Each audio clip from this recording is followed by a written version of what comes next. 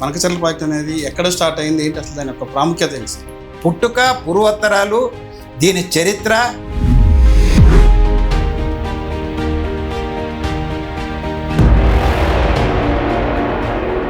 ఈరోజు ఇన్ని నీళ్లు పోతున్నాయి కాబట్టి మేము కట్టుకుంటాం, మీరు కట్టుకోండి అని చంద్రబాబు గారు అంటారు. మీరు కట్టుకునే వాటికి నేను వ్యతిరేకించనని అంటారు.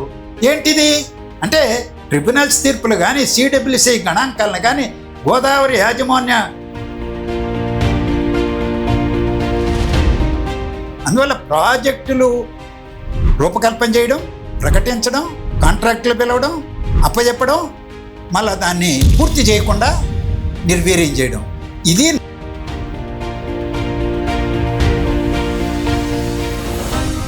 జనాలు భయభ్రాంతికి గురి చేస్తున్నారు ఈ వేదిక అని చెప్పి అంటారు. నిజంగా మీరు జనాలు భయపడుతున్నారా? ఏమైంది? ఏడాది క్రితం బొడమేరు ఫ్లాష్ ఫ్లడ్ వస్తే ఆ ఫ్లాష్ ఫ్లడ్ ఎక్కడికి వచ్చి చేరాలి? పోయి సార్, ఇప్పుడు ఈ ఆంధ్రప్రదేశ్కి సంబంధించినటువంటి ఈ బనకచెర్ల ప్రాజెక్ట్ ఎంత అయితే వ్యయం అవుతుంది, ఎందుకు ఈ ప్రభుత్వం పీపీ పద్ధతిలో వెళ్తూ ఉంటుంది? ఎలా చెప్పగలిగారు? అసలు టెండర్లే పిలవలేదు కదా అన్నారు. టెండర్లే పిలవకుండా, అధ్యయనం చేయకుండా, ఎగ్జాక్ట్గా చెప్పాలంటే 81,900 కోట్లు ఎంతో చెప్పారు. ఎలా వేసారు లెక్క? కాకి లెక్క. ఎవరిచ్చారు చెప్పండి నాకు? ఎవరిచ్చారు ఈ ప్రాజెక్టుకి? మెగా కృష్ణారెడ్డి కంపెనీ ఇచ్చిందా, లేకపోతే గవర్నమెంట్ సెక్టార్ ఈరోజు లేదు, అది నిర్వీర్యం చేశారు ఆ సెక్షన్ని. మరి ఈపీసీ విధానం కింద దీన్ని ఎవరిచ్చారు మీకు? చంద్రబాబు నాయుడు గారు ఎలా ప్రకటించారు ఈ వివరాలని? బొల్లాయిపల్లి మీదుగా నేరుగా బనకచెర్లకు తీసుకెళ్ళి అక్కడి నుంచి రాయలసీమ పాడుకోండి అనే ఆలోచన కూడా ఆ గవర్నమెంట్ పోయింది. చంద్రబాబు నాయుడు గారు వచ్చారు. చంద్రబాబు నాయుడు గారు ఇప్పుడు దీన్నే ప్రతిపాదించారు. పోలవరం ప్రకాశం బ్యారేజీ నుంచి బొల్లాయిపల్లి దగ్గరికి దాదాపు 225 మీటర్ల ఎత్తులో ఉన్నటువంటి ఆ ప్రాంతంలో కొత్తగా రిజర్వాయర్ కట్టి అక్కడి నుంచి మళ్ళా నీళ్లు ఎత్తిపోసి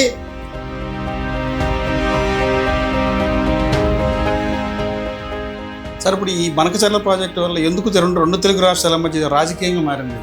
ఇటు తెలంగాణ కానీ, ఆంధ్ర కానీ. తెలంగాణలో టీఆర్ఎస్ వర్సెస్ కాంగ్రెస్, ఇక్కడ ఆంధ్రప్రదేశ్ వారు. ఎందుకు ఈ రాజకీయం రంగుముంటుందంటారు? తెలంగాణ ఉద్యమంలోనే ఒక ప్రధానమైనటువంటి డిమాండు గోదావరిలో సముద్రం పాలయ్యేటువంటి నీటిని 40 మీటర్ల ఎత్తు నుంచి 265 మీటర్ల ఎత్తులో ఉన్నటువంటి బనకచెర్లకు తీసుకెళ్ళి అక్కడి నుంచి ఆ పెన్నాలో చేర్చి సోమశిలకు తీసుకొస్తాను. ఏంటిది? ఆ నీళ్ళంతా తెలంగాణ కేటాయించాలని. Welcome to S4 media. నేను మీ రాజకమల్ బడిపాటి. ఆంధ్రప్రదేశ్ రాయలసీమ త్రాగునీటికి జీవనాడినటువంటి బనకచెర్ల ప్రాజెక్టు స్థితిగతులు ఏంటి, బనకచెర్ల ప్రాజెక్టు యొక్క విశిష్టత ఏంటి, దాని ముందు ఉన్నటువంటి సవాళ్ళు ఏంటి అని తెలుసుకునేందుకు ఈరోజు మనతో పాటు ఉన్నారు జలవనరులు మరియు నీటి ప్రాజెక్టుల విశ్లేషకులు టి లక్ష్మణ్ గారు మనతో పాటు ఉన్నారు. సార్ నమస్తే. సార్ నమస్తే సార్, ఎలా ఉన్నారు సార్? బాగున్నాను సార్. ఈ బనకచెర్ల ప్రాజెక్ట్, అసలు బనకచెర్ల ప్రాజెక్ట్ అనేది ఎక్కడ స్టార్ట్ అయింది, ఏంటి అసలు దాని యొక్క ప్రాముఖ్యత ఏంటి సార్? దీనికి మూలాలు చాలా కాలం నుంచి చర్చలో ఉన్నాయి. నదుల అనుసంధాన పథకాలను గురించి పెద్ద చర్చ దేశవ్యాప్తంగా జరుగుతున్నది. సుప్రీంకోర్టు కూడా జాతీయ స్థాయిలో నదుల అనుసంధాన పథకాన్ని లోతుగా అధ్యయనం చేసి అమలు చేయడానికి చర్యలు చేపట్టండి అని కేంద్ర ప్రభుత్వాన్ని సూచించింది. కేంద్ర ప్రభుత్వం జాతీయ నీటి అభివృద్ధి సంస్థ అనేటువంటి దాన్ని ఏర్పాటు చేసి నదుల అనుసంధాన పథకాలని అమలు చేయడానికి పూనుకున్నది. దక్షిణాదిలో మహానది, ఒడిశా రాష్ట్రంలోని మహానది నుంచి పోలవరంకు ఒక అనుసంధానం, పోలవరం నుంచి ప్రకాశం బ్యారేజీకి, ఇచ్చంపల్లి తెలంగాణ ప్రాంతం నుంచి నాగార్జున సాగర్ నుంచి సోమశిల నుంచి కావేరి ఆనకట్ట వరకు ఈ నదుల అనుసంధాన భాగాలని వాళ్ళు రూపొందించి ఇచ్చంపల్లి నాగార్జున సాగర్ లింకుకు సంబంధించి సమగ్ర అధ్యయన నివేదికను డిపిఆర్ కూడా తయారు చేసి రాష్ట్రాలకు పంపించారు. తెలంగాణ, ఆంధ్రప్రదేశ్ యొక్క సమ్మతి కోసం ప్రయత్నాలు జరుగుతున్నాయి. మహానది పోలవరానికి సంబంధించి మహానదిలో నీళ్లు లేవు, మేము దానికి అంగీకరించమని ఒడిశా తెగేసి చెప్పింది. అందువల్ల అది పక్కన పడిపోయింది. ఈరోజు పోలవరం అంటే గోదావరిని, కృష్ణా, పెన్నా, కావేరీ నదుల యొక్క అనుసంధానం పైన కూడా ఆలోచనలు జరుగుతున్నాయి. పోయినసారి 2014-19 కాలంలో అధికారంలో ఉన్నప్పుడు చంద్రబాబు నాయుడు గారు పోలవరం ప్రకాశం బ్యారేజీ నుంచి గుండ్లకమ్మ మీదుగా సోమశిల నీళ్లు తీసుకెళ్ళడానికి ఒక పథకాన్ని ఆలోచించారు. ఆ పథకం ముందుకు అడుగు ముందే జగన్మోహన్ రెడ్డి గారు అధికారంలోకి వచ్చారు. జగన్మోహన్ రెడ్డి గారు, కేసీఆర్ గారు చర్చలు 2-3 దఫాలు జరిపారు. ఆ జరిపినటువంటి సందర్భంలో కృష్ణలో నీటి మీద ఒత్తిడి ఉన్నది, గోదావరిలో నీళ్లు సముద్రం పాలవుతున్నాయి, గోదావరి నీటిని తీసుకొచ్చి రాయలసీమను రతరామలసీమ చేస్తాము, యువనాయకుడు జగన్మోహన్ రెడ్డి నేను మాట్లాడుకున్నామని కేసీఆర్ గారే స్వయంగా చిత్తూరు దగ్గర పుత్తూరు పట్టణం నుంచి మాట్లాడుతూ చెప్పారు. అప్పటి నుంచి కూడా పలు ఆలోచనలు బయటకు వచ్చినాయి. ఒక ఆలోచన ఏంటంటే గోదావరి నీటిని ప్రకాశం బ్యారేజీకి తీసుకొచ్చి ప్రకాశం నుంచి పులిచింతల కృష్ణానది మీద కట్టినటువంటి ప్రాజెక్టు, పులిచింతల నుంచి నాగార్జున సాగర్, దాని నుంచి సోమశిలకి ఎత్తిపోసి ఆ నీటిని పోతిరెడ్డిపాడు నుంచి రాయలసీమకు తీసుకెళ్ళండి, ఆ మేరకు గోదావరి నీటిని తీసుకొచ్చిన మేరకు కృష్ణా నీటిని మాకు వదిలిపెట్టండి అని కేసీఆర్ ప్రతిపాదించినట్టుగా ఆనాడు ప్రసార మాధ్యమాల్లో వచ్చింది. రెండవ ప్రతిపాదన ఏంటంటే ఇటు బొల్లాయిపల్లి మీదుగా నేరుగా బనకచెర్లకు తీసుకెళ్ళి అక్కడి నుంచి రాయలసీమకు ఆడుకోండి అనే ఆలోచన కూడా ఆనాడు వచ్చిందని, దాని మీద టీవీల్లో కూడా చర్చలు జరిగినాయి, ప్రధాన పత్రికల్లో కూడా వార్తలు వచ్చినాయి. నేను ఒక టీవీ ఛానల్లో మాట్లాడుతూ, ఆ టీవీ ఛానల్లో టీడీపీ ప్రతినిధి, కాంగ్రెస్ ఆనాటి ప్రతినిధి, తర్వాత టీడీపీలో చేరారు, పేర్లు అప్రస్తుతం అనుకుంటా, కావాలంటే కూడా చెప్తాను. పట్టాభి గారు ఆనాడు టీడీపీ, జీవీ రెడ్డి గారు కాంగ్రెస్ ప్రతినిధిగా, ఇంకో బీజేపీ ప్రతినిధి పేరు గుర్తులేదు, ఆ లింకు నా దగ్గర ఉన్నది, యూట్యూబ్ లింకు. ఏపీ 24/7 విజయవాడ కేంద్రంగానే నడిచింది ఆ రోజు. ఆ ఛానల్లో ఆ రోజు యాంకరు వెంకటకృష్ణ గారు ఆయనే నిర్వహించారు. ఆయనే నాకు ప్రశ్న వేశారు, నేను నిర్ద్వందంగా తిరస్కరించాను. రాయలసీమ ప్రాజెక్టులు కృష్ణానదీ జలాల ఆధారంగా నిర్మించబడుతున్నాయి. ఇది శ్రీశైలం కుడి బ్రాంచ్ కాలువ 19 టీఎంసీల నికర జలాలతో ప్రపంచ బ్యాంకు నిధులు తీసుకుని సిడబ్ల్యూసి అనుమతితో నిర్మించిన ప్రాజెక్టు. తెలుగు గంగ ప్రాజెక్టు 29 టీఎంసీల మిగులు జలాలతో ఎన్టీఆర్ కాలంలో ప్రారంభించినప్పటికీ బ్రిజేష్ కుమార్ ట్రిబ్యునల్ 2013 తుది నివేదికలో 25 టీఎంసీల కృష్ణానదీ జలాలను కేటాయించింది. మూడవ ప్రాజెక్టు గాలేరు నగరి, ఆ గాలేరు నగరికి కూడా కృష్ణానది మిగులు జలాలు 35 టీఎంసీలతో ఎన్టీఆర్ కాలంలోనే రూపకల్పన చేసి నిర్మాణంలో ఉన్నది 3.5 దశాబ్దాలుగా. దానికి కృష్ణానదిని ఇవ్వడానికి ఈరోజు విభజన చట్టంలో కూడా ఈ ప్రాజెక్టులకన్నిటికీ త్వరగా నిర్మాణం పూర్తి చేసి నీటి సమస్యను పరిష్కరించమని పేర్కొన్నారు. కృష్ణానది జలాలే ఇవ్వాలి. కృష్ణానది జలాలు 16 కిలోమీటర్ల దూరంలో ఉన్నటువంటి శ్రీశైలం నుంచి బనకచెర్లకు వస్తాయి. బనకచెర్ల నుంచి 3 ప్రాజెక్టులకి పంపించడం జరుగుతుంది. అందువల్ల గ్రావిటీ మీద, సహజ ప్రవాహం మీద నీటిని అతి సమీపంలో ఉన్న కృష్ణానది శ్రీశైలం నుంచి ఇచ్చే అవకాశం ఇస్తున్నటువంటి నేపథ్యంలో అందులో పోతిరెడ్డిపాడు నుంచి 44,000 క్యూసెక్కుల సామర్థ్యానికి విస్తరించి ఆ 16.5 కిలోమీటర్ల మిట్టకందాల పెద్ద కొండను తవ్వి, పెద్ద కాలువను తవ్వి, రిజర్వాయర్ నిర్మించి, ప్రధాన కాలువలు నిర్మించిన తర్వాత ఎక్కడో గోదావరి నుంచి, పోలవరం నుంచి గోదావరి వరద జలాలను తీసుకొచ్చి ఇవ్వబడడం ఏంటని ఆనాడే ప్రశ్నించాను. అందువల్ల దాన్ని తిరస్కరించాము.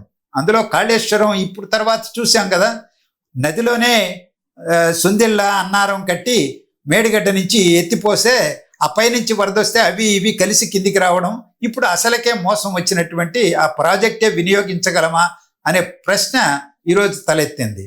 ఈరోజు ప్రకాశం జిల్లాకు ప్రకాశం బ్యారేజీకి నీళ్లు తీసుకురావడం ఏంటి, పులిచింతలో పోయడం ఏంటి, సాగర్ ఏంటి, లేకపోతే శ్రీశైలానికి ఎత్తిపోయడం ఏంటి, తీరా ఎత్తిపోసేటప్పటికి పైనుంచి వరదొస్తే అవి ఇవి అన్నీ కలిసి సముద్రంలోకి కలిసిపోతాయి. ఇది వృధా ప్రయాస, ప్రజాధనం వేస్ట్, అందువల్ల దీన్ని అంగీకరించే ప్రసక్తే లేదు అని చెప్పాం. ఈరోజు ఆ గవర్నమెంట్ పోయింది, చంద్రబాబు నాయుడు గారు వచ్చారు. చంద్రబాబు నాయుడు గారు ఇప్పుడు దీన్నే ప్రతిపాదించారు. పోలవరం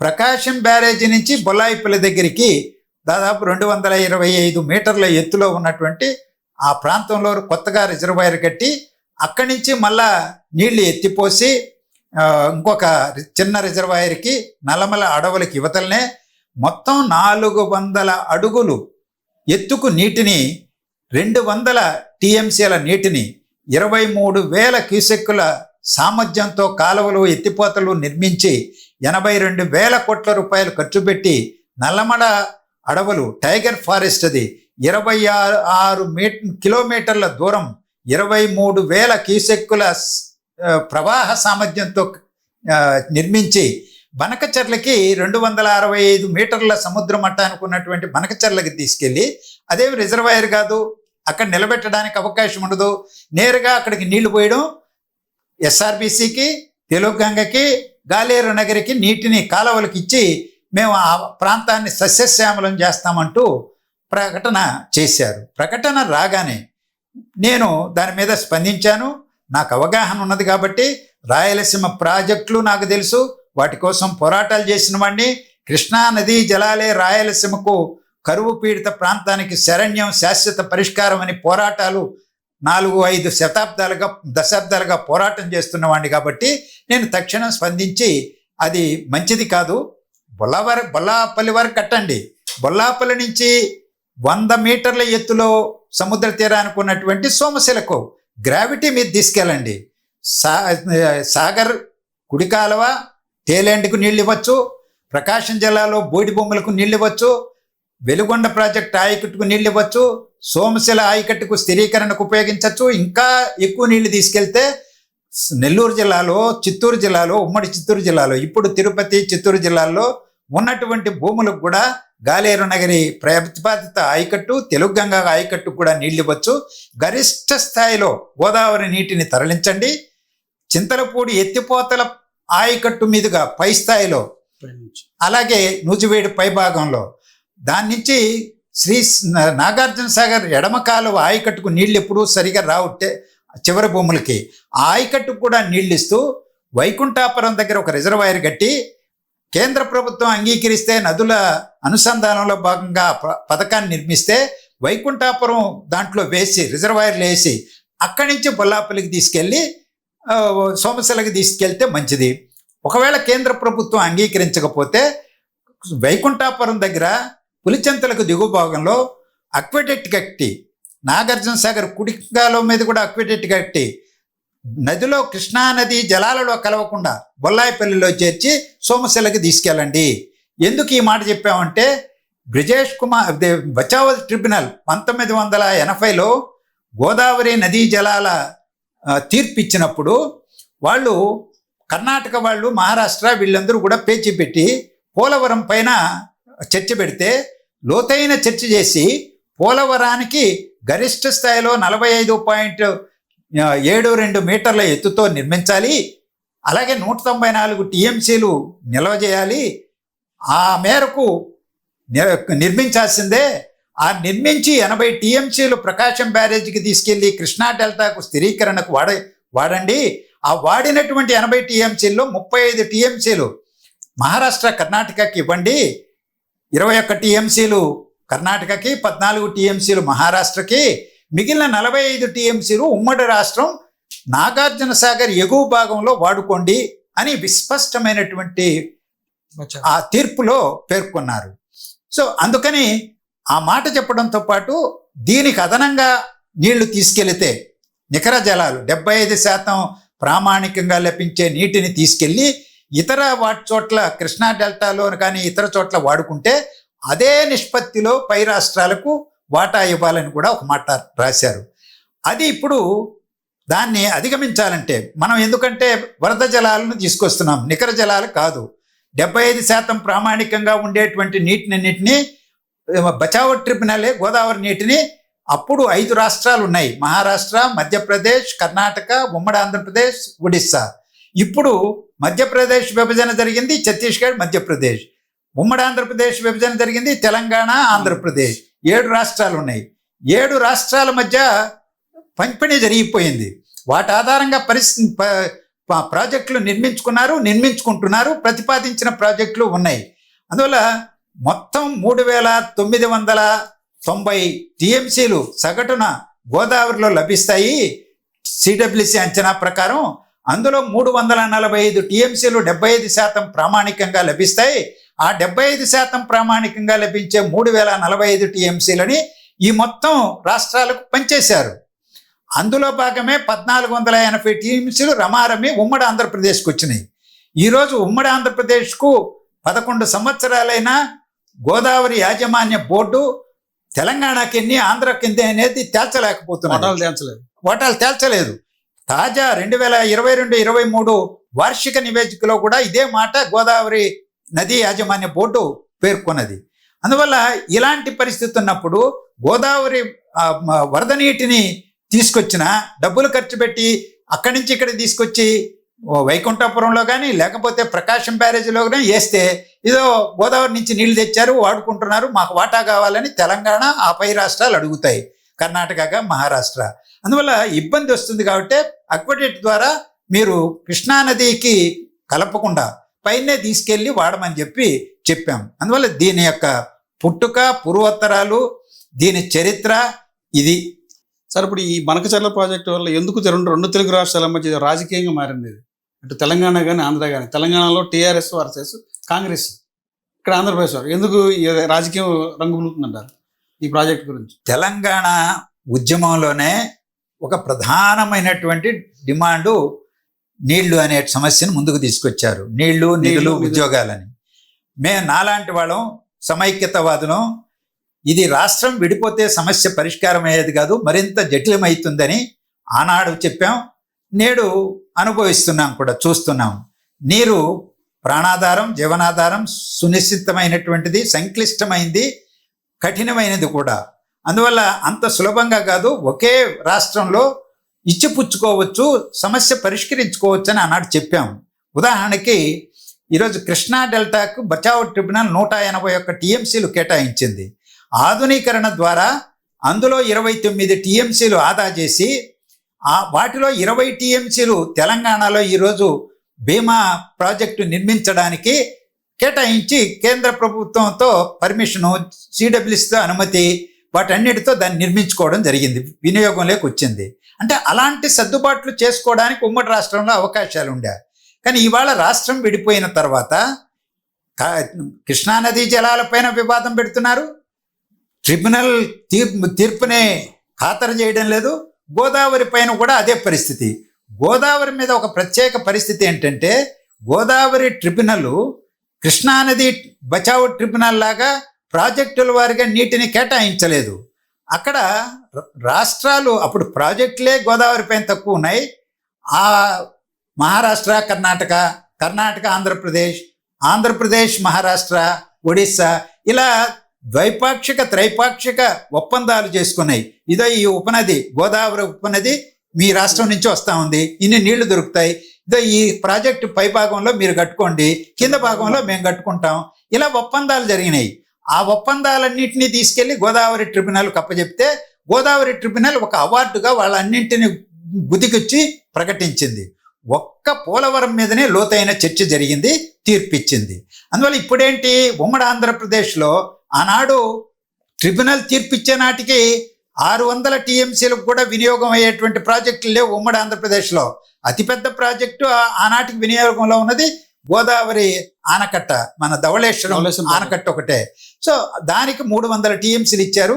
మిగిలినటువంటి నిర్మాణంలో ఉన్న వాటికి, నిర్మించిన వాటికి, చిన్న పెద్ద వాటికి నీళ్లు కేటాయిస్తే ఒక 600 లోపే వచ్చినాయి. తర్వాత ఉమ్మడి రాష్ట్రంలో చాలా ప్రాజెక్టులు కట్టుకోవడం జరిగింది. ఇప్పుడు పోలవరం నిర్మాణం జాతీయ ప్రాజెక్టుగా నిర్మాణం ఉంది. ఇచ్చంపల్లికి నీళ్లు కేటాయించిన 145 టీఎంసీలు కేటాయించింది బచావో ట్రిబ్యునల్. కానీ ఆ ప్రాజెక్టు కట్టడానికి వీలు లేకపోయింది. ఎందుకంటే ఇతర రాష్ట్రాలతో, మధ్యప్రదేశ్, ఇప్పుడు ఛత్తీస్గఢ్తో, ముంపు ప్రాంతంతో తగాదా, అందువల్ల కట్టలేకపోయారు. ఈరోజు ఏదేమైనా ప్రాజెక్టులు ఈ 45 సంవత్సరాల కాలంలో చిన్నవో పెద్దవో వచ్చిన ఎత్తిపోతల పథకానికి నిర్మించుకోవడానికి పథకాల టెక్నాలజీ అందుబాటులోకి వచ్చింది. ఒకప్పుడు తెలంగాణ గోదావరి నదికి చాలా ఎత్తు భాగంలో ఉండేది. దిగువ ప్రాంతంలో గోదావరి నది ప్రవహిస్తుంది కాబట్టి భారీ ఎత్తిపోతల పథకాలకు అప్పుడు సాహసించలేకపోయారు, సాధ్యం కాల. ఇప్పుడు సాధ్యమవుతున్నది, నిర్మించుకుంటున్నారు. అందువల్ల ఈరోజు మా నీళ్లు మేము వాడుకుంటాం, మాకు విభజన చేయండి, 1480 టీఎంసీల్లో మాకు ఎంత అని అడిగితే తప్పులేదు, చేయాల్సిందే. అక్కడ ఎన్ని ప్రాజెక్టులు ఉన్నాయి, ఎంత నీటిని వాడుకుంటున్నారు. ఈరోజు సిడబ్ల్యూసి దగ్గర అంతా రికార్డు ఉంది. ప్రతి ప్రాజెక్టుకు వాళ్ళు అంచనా వేసి 75% ప్రామాణికంగా లభించే నీటి ఆధారంగా అనుమతులు ఇచ్చారు. ఏ ప్రాజెక్టుకు ఎన్ని టీఎంసీలకు అనుమతి ఇచ్చింది సిడబ్ల్యూసి దగ్గర రికార్డు ఉంటుంది. అలాగే మధ్యతరగతి తరహా ప్రాజెక్టులకు వాళ్ళ దగ్గర రికార్డు ఉంటుంది. రికార్డు ఉండదంతా చిన్న నీటి పారుదల వ్యవస్థ, మైనర్ ఇరిగేషన్ సంబంధించిన పథకాలు ఉండవు. వాటిని కూర్చోవచ్చు, చర్చించవచ్చు. నీటిని 1480 టీఎంసీల్లో వాళ్ళకెంతో, మనకెంత, ఆంధ్రప్రదేశ్కి ఎంతో తేల్చేయచ్చు. అదే పని ఈరోజు గోదావరి నది యాజమాన్య ట్రిబ్యునల్ వేదిక, అపెక్స్ కౌన్సిల్ వేదిక చర్చించుకోవచ్చు, పరిష్కరించుకోవచ్చు.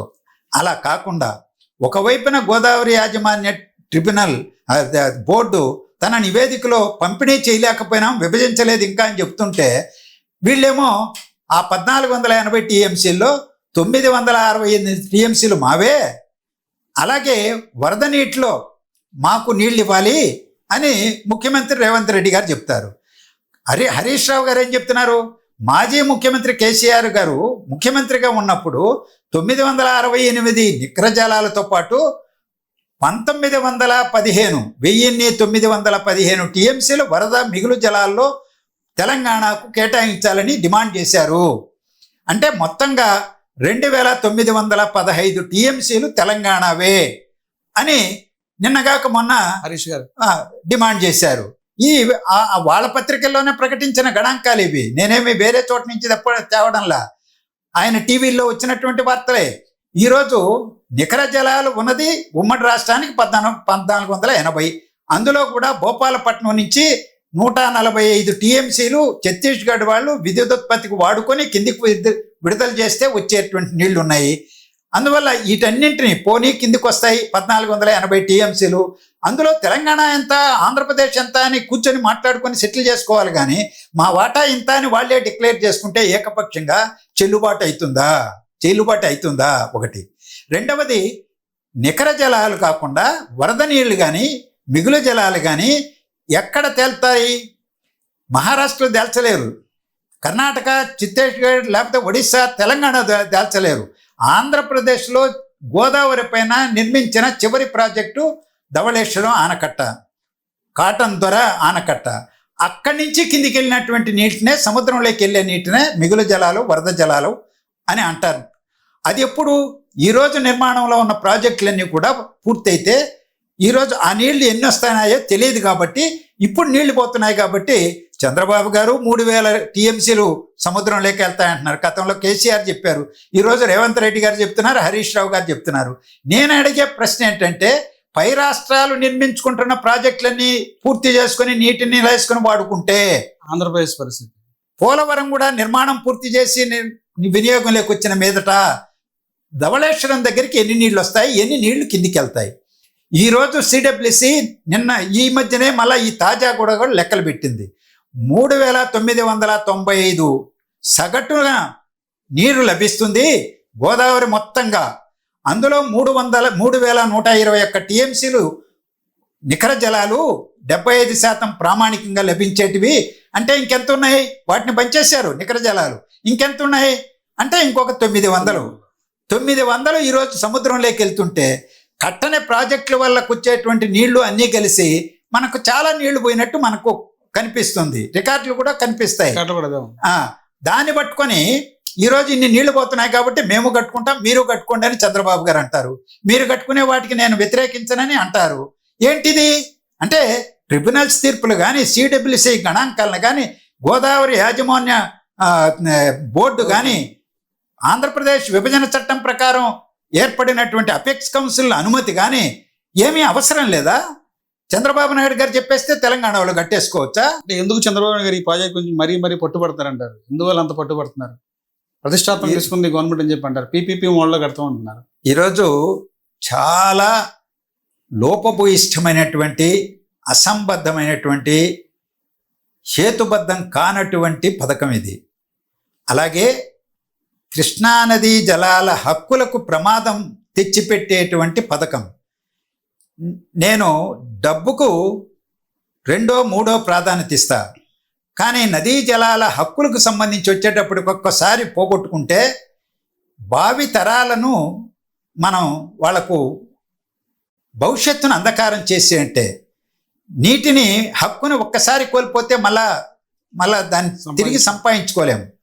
ఈరోజు బ్రిజేష్ బచావో ట్రిబ్యునల్ కృష్ణానదీ జలాల్లో మిగులు జలాలని వాడుకునే స్వేచ్ఛ ఉమ్మడి ఆంధ్రప్రదేశ్కు ఉందని ఆనాడు తీర్పిస్తే, బ్రిజేష్ కుమార్ ట్రిబ్యునల్ మిగులు జలాలను కూడా లెక్కించి నిర్ధారించి మహారాష్ట్ర, కర్ణాటకకు కూడా కేటాయిస్తే మనం అది శరాఘాతంగా భావించి సుప్రీంకోర్టులో స్పెషల్ లీవ్ పిటిషన్ ఉమ్మడి ఆంధ్రప్రదేశ్ ప్రభుత్వం వేసింది. విభజన తర్వాత తెలంగాణ వేసింది. ఎందుకు వేసాం? ఎందుకు సుప్రీంకోర్టులో వ్యాజ్యం నడుస్తున్నది? ఆ మిగులు జలాలను కోల్పోతే శాశ్వతంగా మనం నష్టపోతాం. మహారాష్ట్ర, కర్ణాటక వాళ్ళు ప్రాజెక్టులు కట్టుకొని నీళ్ళు నిలేసుకుంటారు. అప్పుడు నికర జలాలు రావు, మిగులు జలాలు రావు. మన ప్రాజెక్టులు కట్టినటువంటివన్నీ కూడా ఒట్టిపోతాయి.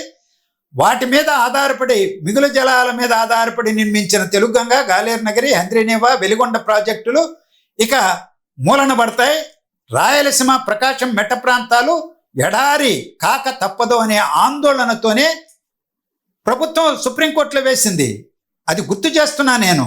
ఈరోజు గోదావరిలో సముద్రం పాలయ్యేటువంటి నీటిని 40 మీటర్ల ఎత్తు నుంచి 265 మీటర్ల ఎత్తులో ఉన్నటువంటి బనకచర్లకి తీసుకెళ్ళి అక్కడి నుంచి ఎస్ఆర్బిసి, తెలుగంగ, గాలేరు నగరికి, కేసీ కెనాల్కి నీళ్ళు ఇస్తాను, అక్కడి నుంచి కుందులో పడేసి పెన్నాలో చేర్చి సోమశిలకు తీసుకొస్తాను. ఏంటిది? అంటే ఈరోజు బ్రిజేష్ కుమార్ ట్రిబ్యునల్ 2 రాష్ట్రాల మధ్య నీటి సమస్యను విచారిస్తున్నది. ఇవాళ తెలంగాణ వాళ్ళు ఏం చెప్తున్నారు? అక్కడికి పోయి ఏం చెప్తున్నారు? ఇదో కృష్ణా డెల్టాలో, సాగర్ కుడి కాలువలో గుండ్లకమ్మ బేసిన్ ప్రాంతాలు ఉన్నాయి, కృష్ణా బేసిన్కు బయట ఉన్నటువంటి ప్రాంతాలు ఉన్నాయి, అలాగే కేసీ కెనాల్ పెన్నా బేసిన్లో ఉన్నది, ఎస్ఆర్బిసి పెన్నా బేసిన్లో ఉన్నది, కృష్ణా బేసిన్ కాదు. వాటన్నింటికీ నికర జలాల కేటాయింపును రద్దు చేసి ఆ నీరన్నీ మాకే ఇవ్వాలని ట్రిబ్యునల్ ముందు వాదన వినిపించారు. అఫిడవిట్ దాఖలు చేశారు వ్రాతపూర్వకంగా. అలాగే నేను ఇప్పుడు ఇంతవరకు ప్రస్తావించిన కృష్ణా నది మిగులు జలాల మీద ఆధార నిర్మిస్తున్నా వెలుగొండ, తెలుగంగ, గాలేరు నగరి, హంద్రీనివా మా కృష్ణా బేసిన్లో లేవు. వాటికి నీళ్ళు ఇవ్వడానికి వీల్లేదు. ఆ నీళ్ళంతా తెలంగాణ కేటాయించాలని వాదనలు పెట్టారు. తెలంగాణ వినలేదా? చదవలేదా? లేకపోతే ట్రిబ్యునల్ ముందు వాదనలు మీరు అడ్వకేట్లను పంపించలేదా? వినలేదా అని ప్రభుత్వాన్ని అడుగుతున్నా నేను. ఎందుకు ఇంత పట్టుదల మీకు? గోదావరి వరద జలాలను ఇక్కడి నుంచి తీసుకొస్తున్నారు, గోదావరి నీళ్లు వాడుకుంటారు, మేము మా కృష్ణా నీళ్ళన్నీ మాకే ఇవ్వాలని వాదన వినిపిస్తే మీ చెవినికి ఎక్కలేదా అని నేను అడుగుతున్నా. అందువల్ల పట్టుదల పోవద్దు. ఈరోజు కేంద్ర పర్యావరణ శాఖ నిపుణుల కమిటీ వాళ్ళు వాళ్ళ 3 కారణాలు చెప్పి వాపస్ చేశారు. ఆంధ్రప్రదేశ్లో 3 పార్టీలు కలిసి ఉమ్మడిగా ఉన్న కూటమి ప్రభుత్వం ఏర్పడింది. BJP, Janasena, TDP. ఆంధ్రప్రదేశ్లో బీజేపీ ఒక పార్టీగా ఉంది. ఈ ప్రశ్నించినటువంటి ఒక ప్రాజెక్టుని పర్యావరణం ఎందుకు తిరస్కరించిందంటారు?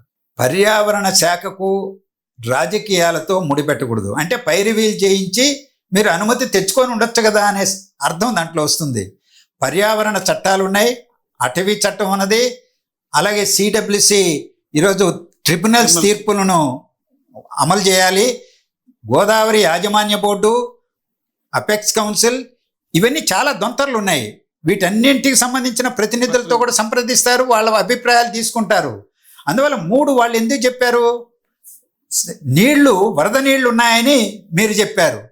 ఈ వరద నీళ్లు ఉన్నాయో లేదో సిడబ్ల్యూసిని సంప్రదించండి అన్నారు. వాళ్ళు తప్పేం చెప్పారు? ఆ పని చేయాల్సిన సిడబ్ల్యూసీనే కదా. నేను ఇంతవరకు గణాంకాలు కూడా చెప్పాను కదా. అవును. రెండవది, పోలవరానికి 2005లో మేము పర్యావరణ అనుమతి ఇచ్చాం. దాని మీద ఛత్తీస్గఢ్, ఒడిస్సా సుప్రీంకోర్టుకి వెళ్ళింది. అక్కడ న్యాయ వివాదం జరుగుతున్నది. అది న్యాయ పరిధిలో ఉన్నప్పుడు మేము అదే పోలవరం నుంచి నీటిని తరలించేదానికి పరిశీలించడం సాధ్యం కాదన్నారు. ఎవరైనా చెప్తారు కదా. ఈరోజు మీరు చెప్పింది ఇక్కడ వర్తిస్తుంది. ఛత్తీస్గఢ్లో బీజేపీ ఉంది, ఒడిస్సాలో బీజేపీ ఉంది, ఇక్కడ కూటమి ఉంది, బీజేపీ ఉన్నది. అక్కడ ఢిల్లీలో కూటమి, ఎన్డీఏ, మోడీ గారు నేతృత్వంలో చంద్రబాబు నాయుడు పార్టీ అక్కడ భాగస్వామి. మీరు కూర్చొని రాజకీయంగా ఆ సమస్యను పరిష్కరించుకొని సుప్రీంకోర్టులో ఉండే కేసును ఉపసంహరింపజేయిస్తే వాళ్ళు చెప్పిన 2005లో ఇచ్చిన పర్యావరణ అభ్యంతరం పోలవరానికి తప్పుతుంది కదా. ముందు అదొక జాతీయ ప్రాజెక్ట్ నిర్మాణం కదా, చిక్కుముడి విడుతుంది కదా. ఆ పని చేయాలి. కానీ ఈ పోలవరం బనకచర్ల దానికి ఎందుకు ఇచ్చారో పోయి అక్కడ మాట్లాడి ఉండొచ్చు అంటే చట్టాల ప్రకారమే అధికారులు పోవాలని మనం చెబుతాం, నిబంధనలు పాటించాలని చెబుతాం. మళ్ళా ఉల్లంఘించమని నేనైతే చెప్పను. వాళ్ళు చట్టబద్ధంగానే వ్యవహరించారు 3 సహేతుకమైనటువంటి కారణాలతోనే. ఎందుకంటే అటవీ భూమి ఎక్కువ ఉంది. నేను ఇంతకుముందే చెప్పా, టైగర్ ఫారెస్ట్ 26 కిలోమీటర్ల టనల్ కొట్టాలి, అది కూడా చిన్నది కాదు. అందువల్ల వీటన్నింటినీ దృష్టిలో పెట్టుకునే వాళ్ళు రిటర్న్ చేశారు. అది సహేతుకమని నేను భావిస్తున్నాను. సార్, ఈ ప్రాజెక్టు గురించి మాట్లాడుతుంటే మాజీ పోలీస్ అధికారి ఏబి వెంకటేష్ గారి మీద కొంతమంది సెటారికల్ ట్రోలింగ్ చేస్తున్నారు. ఎలా స్పందిస్తారు? ఇది సెటైరికల్ గా ఎవరెవరు చేశారో నేను చూడలేదు. కొంతమంది కోహానా మేధావులు ఒక సంఘం ఏర్పడ్డారు, దీని మీద చర్చ అదే వస్తున్నా. బయట ఏ ఛానల్స్లో ఎట్టొచ్చిందో నాకు తెలియదు. యూట్యూబ్ ఛానల్స్లో కానీ సోషల్ మీడియాలో నేనే పెద్దగా చూడలేదు. కానీ ఆంధ్రప్రదేశ్లో అధికారంలో ఉన్న కూటమికి నేతృత్వం వహిస్తున్నది టీడీపీ. ఆ టీడీపీ ఛానల్ అంట, నాకు ముందు తెలియదు, చైతన్య రథం తెలుగుదేశం.org అని ఉంది. అది చూసినప్పుడు నేను అబ్జర్వ్ చేశాను. అది నేను ముందు చూడలేదు. ఎవరో చూసి ఏబి వెంకటేశ్వరరావుకి పంపించారు. మాకు కూడా మేము నలుగురం కలిసి ఆలోచన పరుల వేదికగా పనిచేస్తున్నాం ఈ సమస్య పైన. కాబట్టి మేము పెట్టిన ప్రెస్ కాన్ఫరెన్స్ను దృష్టిలో పెట్టుకొని ఒక రాజకీయంగా ప్రభుత్వం తరఫున ఒక రాజకీయ పార్టీ నాయకుడు మాట్లాడితే మేము సమాధానం ఇచ్చేవాళ్ళం. ఒక జర్నలిస్టును కూర్చొనబెట్టి దాంట్లో అవాకులు చవాకులు మాట్లాడించారు సత్యమూర్తి గారు. అలాగే రాంబాబు గారని ఆయన రామబ్రహ్మం గారు, ఆయన అక్కడ అయితే కోఆర్డినేటర్ ఆ చర్చికి. సో ఇద్దరు కూడా నేను అసలు చాలా కంపనం పుట్టింది నాకు కూడా. ఏమన్నారు మాట్లాడేటప్పుడు సమస్యల గురించి హేతుబద్ధంగా వాళ్ళు చెప్పినట్టు అసంబద్ధమైనటువంటి విమర్శ చేస్తే మేము స్వాగతిస్తాం. భావ వ్యక్తీకరణకు మేము అనుకూలం. జగన్మోహన్ రెడ్డి గారి కాలంలో దాని మీద పోరాటం చేశాం. ఇప్పుడు కూడా చెప్తాం, ఎవరన్నా స్వేచ్ఛగా అభిప్రాయాలు చెప్పుకోండి అని. కువిమర్శలొద్దు అని చెప్తాం. సంస్కారవంతంగా చేయాలి. అది ఆ సంస్కారవంతంగా ఉన్నదో లేదో మీరు చూస్తుంటే మీకు అర్థమవుతుంది. ఈరోజు ఏమన్నారు, కుహనా మేధావులలాగా కూడా కాకుండా అంబటి రాంబాబు గారు లాంటి వాళ్ళు కూడా కాకుండా ఇంకా హీనంగా మాట్లాడారు, దిగజారి మాట్లాడారు అనేటువంటి మాట. ఎంత దౌర్భాగ్యమైనటువంటి సంస్కారహీనమైనటువంటి విమర్శది. ఈరోజు ఏబి వెంకటేశ్వరరావు గారు ఆయన చరిత్ర మీకు ఈ రాష్ట్ర ప్రజలకు ఎవరైనా చెప్పాలా? 5 ఏళ్ళు ఏ విధంగా పోరాటం చేశారో చెప్పాలా? ఉద్యోగాన్ని కుర్చీలో కూర్చోకుండా వేధిస్తే ఆనాటి గవర్నమెంట్ ఆయన న్యాయస్థానాలను అప్రోచ్ చేసి న్యాయ పోరాటం చేసి ఎన్ని లక్షలు ఖర్చు పెట్టుకున్నారో. ఈరోజు న్యాయ పోరాటం అంటే ఆషామాషి కాదు. 5 సంవత్సరాలు కుటుంబం ఎన్ని బాధలు పడిందో, మానసిక వ్యధ ఎంత, దానికి విలువ కట్టేవాడేవాడు. ఆఖరి నిమిషంలో రిటైర్మెంట్ కూడా కుర్చీ మీద లేకుండా రిటైర్ కావాల్సిన పరిస్థితి తీసుకొస్తే కోర్టుతో ఆ అవకాశాన్ని ఇచ్చి తప్పుకున్నారు. కుర్చీలో కూర్చొని రిటైర్ అయిపోయారు వెంటనే యూనిఫామ్లో. అలాంటి ఒక ఉన్నతమైనటువంటి విలువలతో ఉన్నతమైనటువంటి పోరాటం చేసినటువంటి అందరి అభిమానాన్ని చూరగొన్నటువంటి ఒక మాజీ ఐఏఎస్ ఉన్నతాధికారిని పట్టుకొని మరి ఏ విధంగా మాట్లాడతారు? అలా కుహనా మేధావి అని అన్నారు. నాకు వర్తిస్తుంది. నేను అంటున్నా, నేను కుహనా మేధావిని మీరు అనుకుంటే నాకు అభ్యంతరం లేదు. నేను కోపస్థ మండుక అని కూడా కావచ్చు. మీరు కూపస్థ మండుకాలు అంటే బావిలో కప్పలు కాదు, చాలా మేధావులు అనుకుంటున్నాం. మేము మేధావులం కాదు కాబట్టి ఆలోచన పరుల వేదిక అన్నాం, మేధావుల వేదిక అనలేదు సుమా. మంచి ఆలోచన. కానీ నేను అడుగుతున్నా, నాది 50 సంవత్సరాల సుదీర్ఘ కమ్యూనిస్టు జీవితం. 1977లోనే తిరుపతిలో రాయలసీమ విద్యార్థి యువజన సదస్సు రాయలసీమ సమగ్రాభివృద్ధి కోసం పెట్టా ఆనాడు విద్యార్థిగా. హైదరాబాద్లో కృష్ణా జలాలయ ఏకైక పరిష్కార మార్గం రాయలసీమకి అని చెప్పి హైదరాబాద్లో విద్యార్థి federation, all India students federation ఆధ్వర్యంలో 10,000 మందితో హైదరాబాదు అసెంబ్లీ దగ్గర ప్రదర్శన చేయించా స్టూడెంట్ డేస్లోనే. తర్వాత కాలంలో కమ్యూనిస్టు పార్టీ కడప జిల్లా కార్యదర్శిగా 5 ఏళ్ళు 4 ఏళ్ళు అనేక పోరాటాలు చేశాం. గండికోట శంకుస్థాపన కోసం చంద్రబాబు నాయుడు గారు శంకుస్థాపన ఎలా చేశారో మీకు తెలుసా? ఏ పోరారంగంలో చేశారు? 4 ముఖ్యమైనటువంటి వెటరన్ కమ్యూనిస్ట్ లీడర్లని ఆమరని రాహర్దిచ్చి కూర్చోబెట్టడానికి నిర్ణయించాం.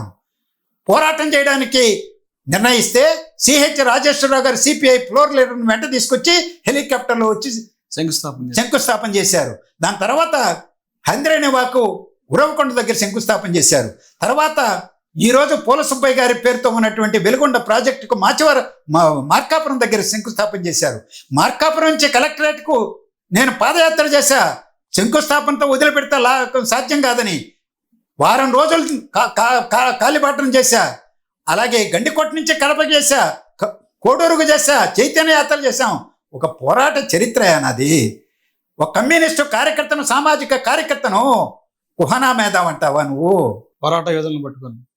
అలాగే పాపారావు గారు, ఖమ్మంపాటి పాపారావు గారు, ఆయన గత ప్రభుత్వ కాలంలో ఓఎస్సీగా పనిచేశారు దేవినేని ఉమామేశ్వరరావు గారి దగ్గర. 14-19 ఓఎస్సీగా రిటైర్డ్ ఇంజనీర్ శివరామకృష్ణ గారు అమరజీవి ప్రముఖ ఇంజనీరు. తెలుగంగ, గాలేరు నగరి, హంద్రీనివాబు, వెలుగొండ ప్రాజెక్టులు రూపకల్పన చేసినటువంటి ఆయన దగ్గర శిష్యుడు. ఆయన దగ్గరే పనిచేశాడు. వీటన్నింటినీ రూపకల్పనలో ఆయన భాగస్వామి. అక్కినేని భవానీ ప్రసాద్, ఆయన రైతు సేవా సంస్థ అధ్యక్షుడుగా పులిచింతల నిర్మాణానికి, కృష్ణా డెల్టా ఆధునీకరణకి, పోలవరం సాధన కోసం, నీటి సమస్యలపైన, గోదావరి కృష్ణా నీటిపైన ఎన్నో పోరాటాలు చేశారు. రాజశేఖర రెడ్డి గారి కాలం నుంచి మా నలుగురిని పట్టుకొని మేము ఆలోచన పరులు చాలా నమ్రతతో చిన్న పేరు పెట్టుకుని వేదికగా ఈ సమస్య మీద హేతుబద్ధంగా అభిప్రాయాలు చెప్తే మేము కుహనా మేధావులమా? ఏమన్నారు మీరు? పోతే ఈ ప్రకాశం బ్యారేజ్కి తీసుకొస్తే విజయవాడ ప్రమాదం అని చెప్పి అనవసరంగా భయాందోళనకు రెచ్చగొడుతున్నారు. జనాలు భయభ్రాంతికి గురి చేస్తున్నారు ఈ వేదిక అని చెప్పి అంటారు. నిజంగా మీరు జనాలు భయపడుతున్నారా? ఏమైంది? ఏడాది క్రితం బుడమేరు ఫ్లాష్ ఫ్లడ్ వస్తే ఆ ఫ్లాష్ ఫ్లడ్ ఎక్కడికి వచ్చి చేరాలి? పోయి ప్రకాశం బ్యారేజ్లో చేరాలి. వెలగరేరు రెగ్యులేటర్ నుంచి ఇటువైపు వస్తుంది. అక్కడి నుంచి పోలవరం కుడికాలువతో కలిసే బుడమేరు డైవర్షన్స్ కెనాల్ తెలుసా మీకు? ఆ బుడమేరు డైవర్షన్ కాలువకు ప్రధాన గండి పడింది. ఎందుకు పడింది? ప్రకాశం బ్యారేజీలోకి నీళ్లు పోలేక. ఎందుకు పోలేదు నీళ్లు? కృష్ణాలో వరద వచ్చింది. కృష్ణాలో వరద వచ్చింది కాబట్టి నీళ్లు పోలేదు కాబట్టి గండిపడి విజయవాడ మీదకి వచ్చి పడి విజయవాడ మునిగింది. ఎంత నష్టం జరిగింది? ఎన్ని ప్రాణ నష్టాలు జరిగినాయి? ఈరోజు ఆ అనుభవం మీకు లేదా? పాఠాలు నేర్చుకోలేదా మీరు? మేము నేర్చుకున్నాం. అందుకనే మీరు చెప్పినట్టు పోలవరం నుంచి ప్రకాశం బ్యారేజీకి 200 టీఎంసీల నీళ్లు, 1-2 కాదు, 23,000 క్యూసెక్కుల సామర్థ్యంతో నీరు తీసుకొచ్చి ప్రకాశం బ్యారేజీలో పోస్తే అక్కడ బుడమేరు డైవర్షన్స్ ఛానల్ ద్వారా కుడి కాలువ నీళ్లు వస్తాయి. సముద్రం వైపుకు పరిగెత్తులీసే కృష్ణా వరద నీరు వస్తుంది. ఈ నీళ్లు వస్తాయి. ప్రకాశం బ్యారేజీ సామర్థ్యం అంతా 3 టీఎంసీలు. ఎప్పుడు 2 టీఎంసీలు ఉంటాయి. 1 టీఎంసీ అక్కడ పెట్టగలరు. వరద వచ్చినప్పుడు ఈ నీరంతా ఎక్కడ పోతుంది? విజయవాడ మీద పడక. ముఖ్యమంత్రి గారు చంద్రబాబు నాయుడు గారు ఏమన్నారు? వరదలు వచ్చినప్పుడు ప్రకాశం బ్యారేజీ ముప్పును ఆదుకోవడానికి దాన్ని విస్తరిస్తామన్నారు. విస్తరించడానికి అవకాశం ఉందా? పోనీ విస్తరించారా? విస్తరించే చర్యలు తీసుకున్నారా? సాధ్యపడద్దంటారు. అది సాధ్యం కాదు. అవతల కొండ ఇవతల కొండ సొరంగాలు తవ్వాలి. సొరంగాలు తవ్వడానికి స్కోప్ లేదని గతంలోనే ఇంజనీరింగ్ నిపుణులు అధ్యయనం చేసి తేల్చేశారు. అందువల్ల ఈ పరిస్థితుల్లో మరి విజయవాడకు ప్రమాదం లేదా? మేము ఇవన్నీ లోతుగానే ఇంజనీర్లతో అందరితో చర్చించిన తర్వాత, రోజుల తరబడి చర్చించిన తర్వాతనే వచ్చిన అభిప్రాయం. మేము ప్రత్యామ్నాయం చెప్పాం. ఏం ప్రత్యామ్నాయం చెప్పాం? పోలవరం నుంచి చింతలపూడి ఎత్తిపోతల పథకం ఆయకట్టు ప్రతిపాదిత ఆయకట్టు ఏది ఉందో దాని ఆయకట్టుకు నీళ్ళు ఇస్తూ, సాగర్ ఎడమకాలం ఆయకట్టుకు నీళ్లు రావడంలా ఆయకట్టుకు నీళ్ళు ఇస్తూ వైకుంఠాపురం దగ్గర రిజర్వాయర్ కట్టి, నేను ఇంతకుముందే చెప్పా, కేంద్ర ప్రభుత్వం అంగిస్తే దాంట్లో వేయండి, లేకపోతే అక్వడెక్ట్ మీద దాటించి సాగర్ దాటించి బొల్లాపల్లి నుంచి సోమశిలకు తీసుకెళ్ళమన్నాం. మేము ప్రత్యామ్నాయం చూపించాం. తక్కువ ఖర్చుతో అయ్యేటువంటిది గ్రావిటీ మీద ప్రవాహం చేసేటువంటి సూచన చేశాం. అదే పాపారావు గారు డిజైన్ చేసి 2014-19 మధ్యలో అధికారంలో ఉన్నప్పుడు 2017-18లోనూ రిపోర్ట్ సబ్మిట్ చేశారు. మీకు తెలియకపోతే తీసుకొని చదువుకోండి.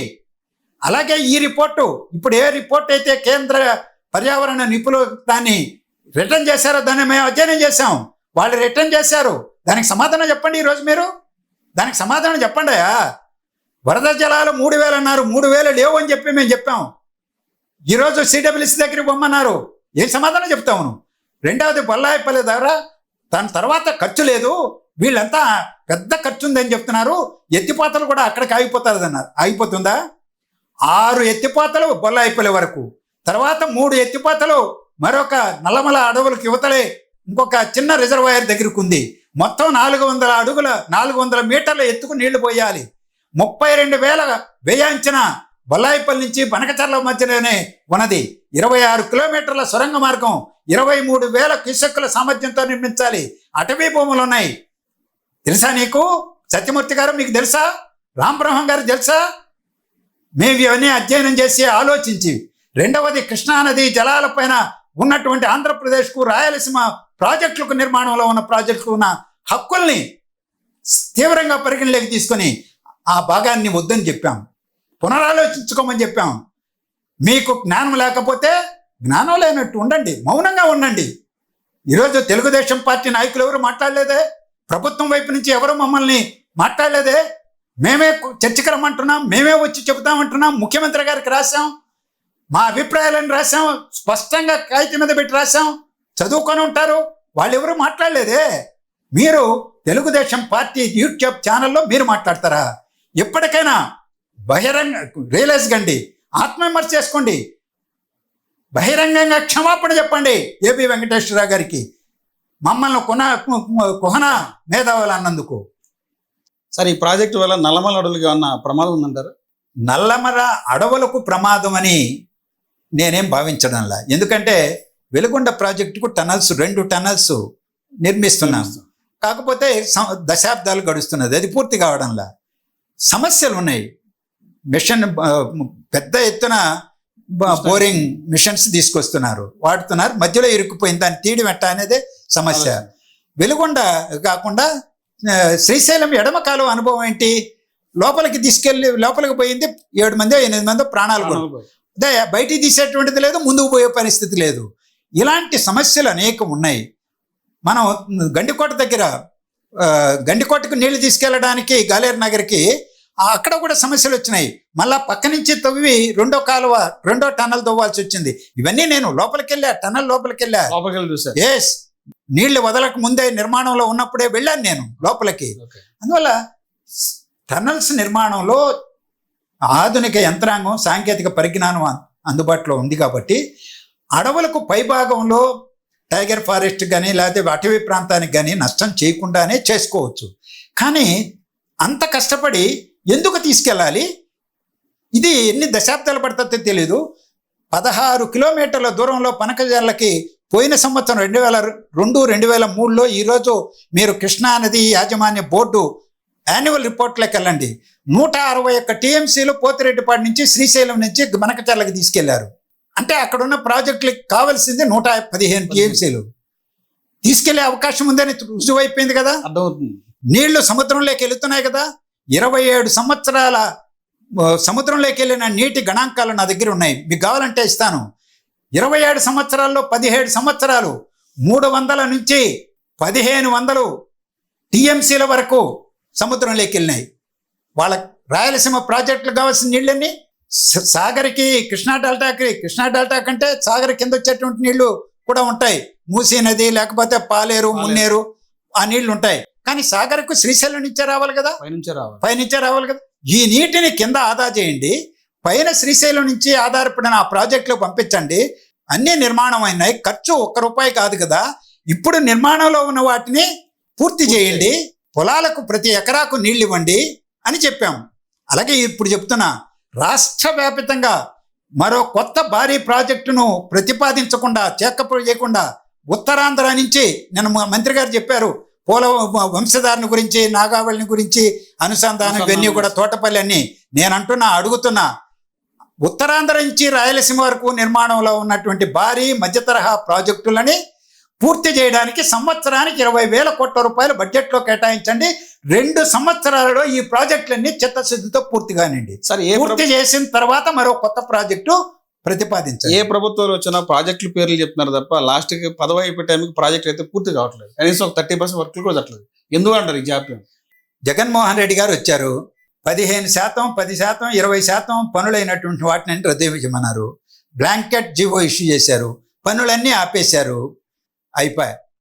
రెండవది, ఈ ప్రభుత్వం వచ్చింది, ఇప్పుడు కొత్త ప్రాజెక్టు తీసుకొస్తున్నారు. పాత ప్రాజెక్టులన్నింటినీ మూలన పడేసి ఈరోజు జంజావతి ఎంత ప్రాజెక్టు, ఒక 25,000 ఎకరాల ఆయకట్టుకు నీళ్ళు ఇచ్చేటువంటి ప్రాజెక్టు. అది 1978-80 నాటి నుంచి నిర్మాణంలో ఉన్నది. ఎన్నేళ్ళు ఎందుకు చూడండి ఇప్పటికి నిర్మాణంలో ఉన్నది. ఏంటి కారణం ఏంటి? ఒక 1,100 ఎకరాలు ఒడిశాలో ముంపుకు గురవుతుంది. ఒప్పందాలు జరిగినాయి, అయినా పేచి పెట్టారు. తర్వాత కొత్త చట్టం వచ్చింది, అది ఇది అటవీ చట్టం వచ్చిందని. ఈరోజు 5,000 ఎకరాలకు కష్టంగా నీళ్ళు ఇస్తున్నారు. అంటే ఇంక 20,000 ఎకరాలకు ఒక వెనుకబడినటువంటి జిల్లాలో నీళ్ళు ఇవ్వలేనటువంటి పరిస్థితి. ఒక 1,100 ఎకరాల ఆయకట్టును సేకరించుకోలేదు. 2 రాష్ట్రాలు కూర్చొని మాట్లాడుకోవచ్చు కదా, నేను ఇంతకుముందు చెప్పాను. అలాగే ఇంకా తక్కువ 150 ఎకరాలే ఏది వంశధార 2వ ప్రాజెక్టుకి నేరేడు దగ్గర కట్టాల్సిన దానికి ఒరిస్సా పేచి పెట్టింది. 150 ఎకరాలను గురించి మాట్లాడుకొని పరిష్కరించుకోలేరండి. 2 రాష్ట్రాల మధ్య కూర్చొని మాట్లాడుకుంటే సమస్య పరిష్కారం. ఆ ప్రాజెక్టు కొన్ని దశాబ్దాలుగా మూలన పడింది.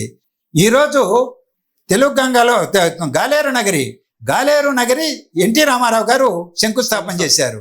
తర్వాత చంద్రబాబు గారు చేశారు, రాజశేఖర రెడ్డి గారు చేశారు, ముఖ్యమంత్రి కోనేరు రంగారావు గారు చేశారు. ఇన్ని శంకుస్థాపన చేసిన ప్రాజెక్టు 3,25,000 ఎకరాలకు నీళ్ళు ఇస్తామని రూపకల్పన చేసిన ప్రాజెక్టు తర్వాత 2,60,000 కుదించారు. అటు తర్వాత ఇప్పుడు జరిగిందంటే ఈ 3.5 దశాబ్దాల కాలంలో గండికోట నిర్మించారు, ప్రధాన జలాశయం. చిన్న జలాశయాలు 2, ఇది వామికొండ సాగరు, అలాగే సర్వరాయ సాగర్ అని 2 కట్టారు. 35,000కు నీళ్ళు ఇచ్చేటువంటి వరకే ఒక 35 కిలోమీటర్లు మాత్రమే కష్టంగా పని జరిగింది. గాలేరు నగర వరకు నీళ్లు పోవాలి. ఈరోజు వేంపల్లి నుంచి రైల్వే కోడూరు వరకు పనులు కంప్లీట్గా మానేసి 2014 నుంచి 19 కానీ 19 నుంచి 24 కానీ ఇప్పుడు కానీ ఈ ప్రభుత్వాలన్నీ అటకెక్కి కూర్చున్నాయి. ఏమనాలి దీన్ని? అందువల్ల ప్రాజెక్టులు రూపకల్పన చేయడం, ప్రకటించడం, కాంట్రాక్టులు పిలవడం, అప్పచెప్పడం, మళ్ళీ దాన్ని పూర్తి చేయకుండా నిర్వీర్యం చేయడం, ఇది నడుస్తున్నటువంటి చరిత్ర. సార్, ఇప్పుడు ఈ ఆంధ్రప్రదేశ్కి సంబంధించినటువంటి ఈ బనకచర్ల ప్రాజెక్టుకి ఎన్ని లక్షల కోట్లు ఎంత అయితే వ్యయం అవుతుంది? ఎందుకు ఈ ప్రభుత్వం పీపీ పద్ధతిలో వెళ్తూ ఉంటుంది? మనకు తెలియదు. కొత్త విధానం వచ్చింది, అది కూడా సత్యమూర్తి గారికి, ఆయన ఎవరు రామబ్రహ్మం గారికి తెలియాలి. ఇంత కాంట్రాక్టర్కి ఎలా తెలుస్తుంది అంటే మెగా ఇంజనీరింగ్ కంపెనీ ప్రభావం ఉంది దీంట్లో అని చెప్పడం జరిగింది వెంకటేశ్వరరావు గారు. మేము అంటే ఎలా చెప్పగలిగారు? అసలు టెండర్లే పిలవలేదు కదా అన్నారు. టెండర్లే పిలవకుండా, అధ్యయనం చేయకుండా 82,000 అంటే ఎగ్జాక్ట్గా చెప్పాలంటే 81,900 కోట్లు ఎంతో చెప్పారు. ఎలా వేసారు లెక్క? కాకి లెక్క. ఎలా వేస్తారంటే ఈపీసీ విధానం డాక్టర్ వైఎస్ రాజశేఖర రెడ్డి అమలు చేశాడు. దాని తర్వాత అమల్లో ఉంది. ఈపీసీ విధానం అంటే ఏంటి? ఒక కాంట్రాక్ట్ సంస్థను ఎంపిక చేసుకొని, ఇదో ఈ ప్రాజెక్టును మేము కట్టాలనుకుంటున్నాం, ఇదో నీళ్ళు ఇక్కడి నుంచి ఇక్కడికి తీసుకెళ్లాలనుకుంటున్నాం, మీరు సర్వే చేసి మీరు ఎస్టిమేషన్స్ డిజైన్ చేయడం, ఎక్కడ బ్రిడ్జ్ కట్టాలి, ఎక్కడ కాలువ పోవాలి, ఎక్కడ టనల్ నవ్వాలి, ఎక్కడ ఎత్తిపోతల, ఎక్కడ ఏంటి, ఎంత విస్తీర్ణం బ్రిడ్జ్ కట్టాలి, ఇవన్నీ లెక్కలేసి వాళ్ళు ఎంత ఖర్చు అవుతుందో లెక్క కట్టి ఒక అంచనా ఇస్తారు. ఈ డిజైన్తో పాటు అంచనా కూడా ఇస్తారు. అలా ఎవరిచ్చారు చెప్పండి నాకు? ఎవరిచ్చారు ఈ ప్రాజెక్టుకి? మెగా కృష్ణారెడ్డి కంపెనీ ఇచ్చిందా, లేకపోతే గవర్నమెంట్ సెక్టార్ ఈరోజు లేదు, అది నిర్వీర్యం చేశారు ఆ సెక్షన్ని. మరి ఈపీసీ విధానం కింద దీన్ని ఎవరిచ్చారు మీకు? చంద్రబాబు నాయుడు గారు ఎలా ప్రకటించారు ఈ వివరాలన్నీ? 400 కిలోమీటర్లు ఇదో ఈ విధంగా పోలవరం నుంచి ప్రకాశం బ్యారేజ్ ఇస్తాం, ప్రకాశం నుంచి బొల్లాయిపల్లికి తీసుకెళ్తాం, బొల్లాయిపల్లి నుంచి బనకచెర్ల. ఎవరు చెప్పారు ఇవన్నీ? టనల్ 26 అని ఎవరు చెప్పారు? ఇన్ని 9 లిఫ్ట్లని ఎవరు చెప్పారు? మెగా కృష్ణారెడ్డి సంస్థ చెప్పకపోతే ఇంకెవరు చెప్పారో చెప్పండి. ఎవరో చెప్పారు ఈపీసీ విధానానికి. మేము అనుకుంటున్నాం మెగా ఇంజనీరింగ్ అని. ఎందుకంటే ఇటీవలే పోలవరం రిజర్వాయర్ నుంచి 920 కోట్ల ఎత్తిపోతల పథకాన్ని మెగా కృష్ణారెడ్డి కంపెనీకి జగన్మోహన్ రెడ్డి గారు ఇచ్చారు. పోలవరంలో రివర్స్ టెండర్లో నష్టపోయినామని దీన్ని కాంపెన్సేట్ చేయడానికి ఇచ్చారు. మరి ఆ ప్రాజెక్టు మూలన పడింది, ఇప్పుడు పని జరగలేదు. కానీ దాన్ని ఇప్పుడు ఈ ప్రభుత్వం దాన్ని ముందుకు తీసుకెళ్లాలని ఆలోచిస్తున్నారని వార్తలు వచ్చినాయి. ఈ వార్తలు, ఈ ఈపీసీ విధానం, ఈ అంచనాలు, పథకం, డిజైను ఇవన్నీ చెప్తే మాకు ఓహో ఇది మెగా కృష్ణారెడ్డి గారిదని మాకు అనుమానం వచ్చింది. చెప్పాం. కాదని మీరు రికార్డెడ్గా చెప్పండి మీడియా ముఖ్యంగానే చెప్పాలి కదా. అందువల్ల అది 80,000 అవుతుందా? కాళేశ్వరం మరి ప్రాణహిత చేవేళ 35,000 అన్నారు, తర్వాత 64,000 అన్నారు, తర్వాత ఇప్పుడు 1,25,000 కోట్లు పెట్టారని, అంతా అప్పు తెచ్చి పెట్టారు, మమ్మల్ని ముంచేశారని తెలంగాణ ప్రజలు, గవర్నమెంట్ నెత్తిన రోరు కొట్టుకుంటామంది. మరి రేపు ఇవన్నీ కూడా ఈనాటి లెక్కలే. రోజు ద్రవ్యోల్బణం పెరుగుతున్నది, ధరలు పెరుగుతున్నాయి, కాలం యాపన జరుగుతున్నది, దశాబ్దాలు గడిపోతున్నది ప్రాజెక్ట్ నిర్మాణానికి. అందువల్ల ఎంత అవుతుందో ఎవరు చెప్పలేరు. ఈ రోజు గవర్నమెంట్ చెప్పింది 82,000 కోట్ల రూపాయల వరకు అవుతుందని. సరే, ఈ కూటమి టైం 5 ఏళ్లలో ఉన్న పోలవరం పూర్తవుద్ది అంటారు? అవకాశం ఉందంటారు? ఎస్, తప్పనిసరిగా అవకాశం ఉంది. ఆశాభావంతో ఉన్నాను. అది జగన్మోహన్ రెడ్డి గారు ధ్వంసం చేసి సంక్షోభంలోకి నెట్టారు సార్, రివర్స్ టెండర్ అని. అది ఒక చరిత్ర అనుకోండి. దాని మీద చాలాసార్లు మాట్లాడాను. ఈరోజు ఆ డయాఫ్రమ్ వాళ్ళు దెబ్బతిన్న దాన్ని ప్రత్యామ్నాయంగా కట్టడానికి ఇచ్చేస్తున్నారు. వేగంగా పనులు కూడా జరుగుతున్నాయి అంటున్నారు. అంతర్జాతీయ నిపుణులను కమిటీని భాగస్వామ్యం చేశారు. ఈరోజు అప్రమత్తంగా పోలవరం ప్రాజెక్ట్ అథారిటీ కానీ, సిడబ్ల్యూసి కానీ, అంతర్జాతీయ ఇంజనీరింగ్ నిపుణులు కానీ అందరూ శ్రద్ధగా దృష్టి పెట్టి చేస్తున్నారు. కాబట్టి వాళ్ళు 2027 అంటున్నారు. 27 కాకపోతే కొద్దిగా అటు ఇటు అయినా అది కూడా వాళ్ళు 2027 దాని మీద వేరే సమస్య ఉంది అనుకో, మాట్లాడదాం. 41.15 వరకే నీళ్లు నిలబెడతామంటున్నారు. అంటే హైట్ ప్రాజెక్ట్ ఏమో కడతారు 45.72, స్పిల్వే కట్టారు, పునాదులు అయితే కట్టేస్తారు, కానీ నీటిని నిలబెట్టమంటున్నారు. మరి నీటిని నిలబెట్టినప్పుడు సహజంగానే దాదాపు 33,000 కోట్ల రూపాయల వ్యయ అంచనా ఉన్నటువంటి పునరావాస ప్యాకేజీలో ఇప్పుడు 7-8 కూడా ఖర్చు పెట్టాలి. మిగిలిన 25,000 ఖర్చు పెట్టాలి. అది ఖర్చు పెట్టకపోతే నీళ్లు నిలబెట్టలేదు. నీళ్లు నిలబెట్టలేకపోతే కుడి కాలువకు నీళ్లు ఎక్కవు, ఎడమ కాలువకు నీళ్లు ఎక్కువ. మరి ఎత్తిపోతలే అనేటువంటి దాంతో ఎత్తిపోతారేమో నాకు తెలియదు. అందువల్ల అదొక సమస్య. పోలవరం సమస్యగా వేరేగా ఎప్పుడైనా మాట్లాడుకున్నాము. ప్రాజెక్టు నిర్మాణం వాళ్ళు 27కు పూర్తి చేస్తామంటున్నారు. ఆ ప్రాజెక్ట్ అది కొద్దిగా అటో ఇటో. సరే, ఈ బనకచెర్ల ప్రాజెక్టు మీద ఎందుకు ఏబి వెంకటేశ్వర్కి అంత ప్రత్యేకమైన ఇంట్రెస్ట్ అంటారు? అంటే బయట టాక్ అది, ఈ రోజు బయట టాక్ అది. నేను భారతీయుడిని, ఆంధ్రప్రదేశ్ పౌరుడిని, బాధ్యత కలిగిన పౌరుడిని. నాలాగే ఏబి వెంకటేశ్వరరావు గారు పౌరుడు. నేను ఉత్తరాంధ్ర ప్రాజెక్టుల నుంచి రాయలసీమ ప్రాజెక్టుల వరకు, కోస్తా ఆంధ్ర స్థిరీకరణకు సంబంధించినటువంటి సమస్యల వరకు, కృష్ణా డెల్టా ఆధునీకరణ పనులు ఎందుకు పూర్తి కాలేదనే అడిగేంత వరకు నేను అడుగుతున్నా. నేను రాయలసీమ వాడిని, నేను రాయలసీమ వాసినే. రాయలసీమ కృష్ణానదిలకు జల పోరాటం చేసిన వాడిని. కానీ నేను ఎందుకు ఉత్తరాంధ్ర కోసం చేస్తున్నా? ఎందుకు కోస్తా ఆంధ్ర ప్రాజెక్టుల గురించి, ఇతర సమస్యల గురించి మాట్లాడుతున్నా? ఎందుకు అమరావతి రాజధాని ఉండాలని చెప్పి దెబ్బలాడి పోరాటంలో అగ్రభాగాన్ని నిలబడ్డా? ఏ గ్రామానికి వెళ్ళినా భూములు ఇచ్చిన 29 గ్రామాల్లో నన్ను గుర్తుపడతారు, ఆదరిస్తారు. మహిళలే ఆప్యాయంగా ఆహ్వానిస్తారు. ముందున్నాను నేను. మరి అమరావతి కోసం నేను ఎందుకు నిలబడ్డా? ఏమన్నా అర్థం ఉందా దీనికి? అర్థం ఉందా? ఆంధ్రప్రదేశ్ ఎందుకు ఇప్పుడు వాళ్ళు అర్థం చేసుకోవాలని చెప్తున్నా. ఒక బాధ్యత కలిగినటువంటి పౌరుడిగా నేను కొల్లి నాగేశ్వరరావు గారి వర్ధంతి సభకు వారిని అతిథిగా పిలిచా, ఇంజనీర్లు పిలిచా. ఇదే సబ్జెక్టు మేధావుల మేధోమదనం అని పెట్టా. పోలవరం బనకచర్ల మీద మేధోమదనం అని పెట్టి మీటింగ్ పిలిచా. దానికి బహుశా మీరు కూడా వచ్చారేమో. ఆ మీటింగ్కి ఆయన్ను అతిథిగా పిలిచా, వచ్చారు. ఇంజనీర్లను, రిటైర్డ్ ఇంజనీర్లు పిలిచా, వాళ్ళు వచ్చారు, మాట్లాడారు. ఆయనకు ఈ సమస్య హత్తుక్కునింది. అరే, ఈ సమస్యను లోతుగా అధ్యయనం చేయాలి, రాష్ట్రానికి మేలు చేసే రీతిలో ఉండాలి ఇది అని అనుకున్నాడు. మా అందరిని అడిగాడు, ఇంజనీర్లతో నేను ఒక రోజంతా కూర్చోవాలన్నాడు. ఒక రోజంతా కూర్చున్నాము. దాని సారాంశాన్ని పత్రికలకు, మీడియాకి విడుదల చేశా. దాని తర్వాత ఒక ఉత్తరం రాశాం ముఖ్యమంత్రి గారికి. రహస్యంగా మేమేం చేయలేదే. ఆయన కన్విన్స్ అయ్యాడు. ఐపీఎస్ ఆఫీసర్గా, ఉన్నతాధికారిగా ఉన్న ఆయన ఈ రిటైర్ అయిన తర్వాత ఈ రాష్ట్రంలో రాజకీయాలు, మంచి రాజకీయాలు కావాలి, సుపరిపాలన కావాలని ఆయన రాజకీయాల్లోకి వస్తే ఆయన ఎందుకు మాట్లాడాడు అని అంటే వేసుకునే ప్రశ్న ఏమైనా అర్థం ఉందా దానికి? ఆయనకి అంత ఇంట్రెస్ట్ ఏంటనేది బయట జనాలు కొంత. మొన్న పొగాకు రైతులకు గిట్టుబాటు ధర రాలా మాట్లాడాడు, నేను చూసా. అక్కడ కోడికత్తి కేసు అబ్బాయి దగ్గరికి వెళ్ళాడు, మాట్లాడాడు, మాట్లాడాడు అని వాటిని గురించి మాట్లాడేటప్పుడు ఈ మాట రాలేదే. పోలవరం బనకచర్ల గురించి మా హేతుబద్ధమైన ఆలోచనలు మేము మాట్లాడితే ఇప్పుడే ఎందుకు వచ్చింది అని ఈ ఆలోచన. దీన్ని ఏమనాలి అంటే మీకు అనుగుణంగా మాట్లాడాలా?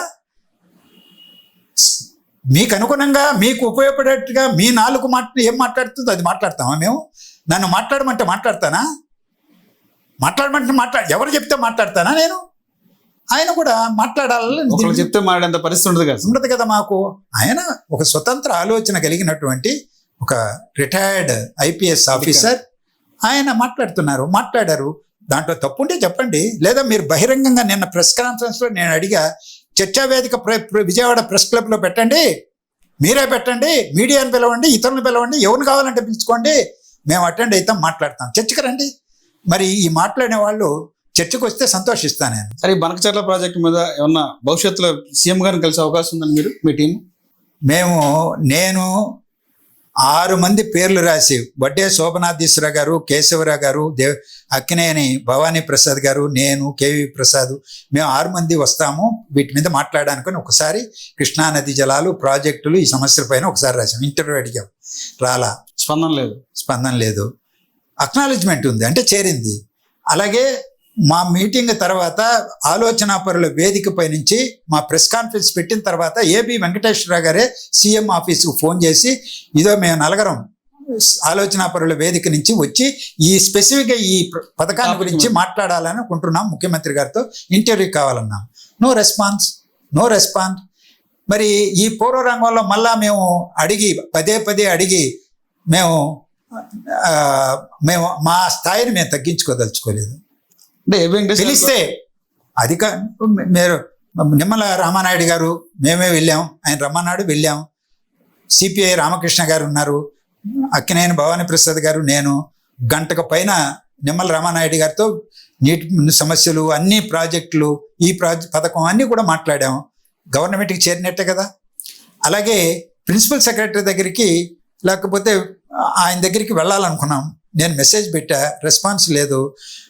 ఈఎన్సీ వెంకటేశ్వరరావు గారు అంటామా, నిమ్మల రామానాయుడు గారితో, మంత్రి గారితో మాట్లాడి పక్కనే ఉన్నారు ఆయన, ఇతర అధికారులు ఉన్నారు, నాకు ఎవరో తెలియదు వాళ్ళు.